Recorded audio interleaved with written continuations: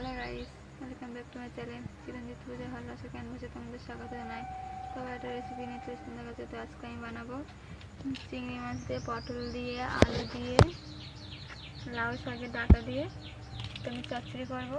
তো কিছু চিংড়ি মাছ আমি ছাড়িয়ে নিয়েছি আর কিছুটা আছে। তো চিংড়ি মাছগুলো আমি কেটে নেবো। চিংড়ি মাছের কড়াটা আমি ছাড়িয়ে নিয়েছি, কেটে সেটা এখান থেকে চিড়ে শীতটা বার করে নেবো। যে শীতটা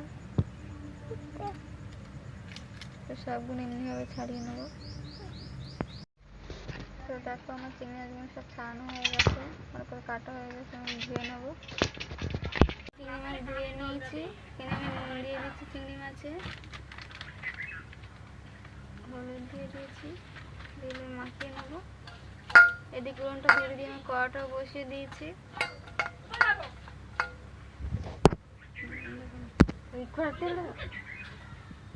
তো কড়াটা গরম হয়ে গেছে, আমি তেল দিয়ে দিচ্ছি কড়াইতে চিংড়ি মাছগুলো ভেজে নেবো বলে। কি শাক? তো আমি এখানে আলু, পটল, কুমড়ো, লাউ শাক কেটে নিয়েছি, কেটে নিয়ে ধুয়ে নিয়েছি। তো আমার তেলটা গরম হয়ে গেছে, আমি চিংড়ি মাছগুলো ভেজে নেবো।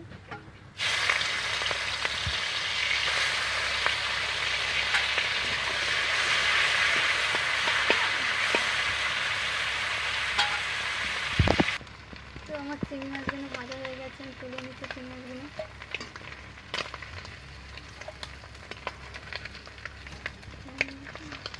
তো ওই তেলে আমি পেঁয়াজ কেটে দিয়ে দিচ্ছি। ফোড়ন কিছু দেবো না, আমি পেঁয়াজগুলো লাল লাল করে ভেজে নেবো। হ্যাঁ, তো আমার এখানে পেঁয়াজটা লাল লাল করে ভাজা হয়ে গেছে। আমি এখানে আদা রসুন বাটা দিয়ে দিলাম, দিয়ে এবার নেড়ে নেবো। তো আমি এখানে জিরে গুঁড়ো দিচ্ছি,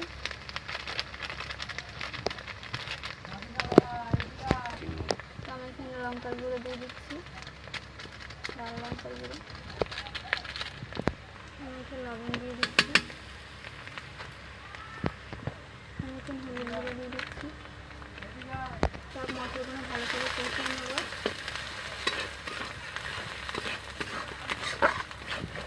তো আমি সামান্য জল দিচ্ছি, জল দিয়ে ভালো করে কষিয়ে নেবো, মশলাটা রান্না না হবে।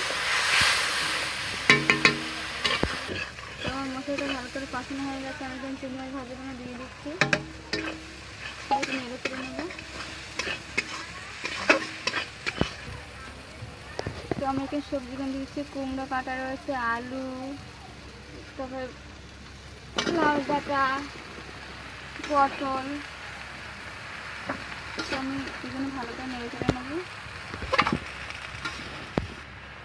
তো আমি থালা চাপা দিয়ে দিচ্ছি, ঢাকা দিয়ে দিচ্ছি, কারণ সবজিটা যাতে ভেজে আসে। আমি ঢাকাটা খুলে দেখছি, পুরো ভেজে গেছে। এর মধ্যে আমি কিছু দিইনি,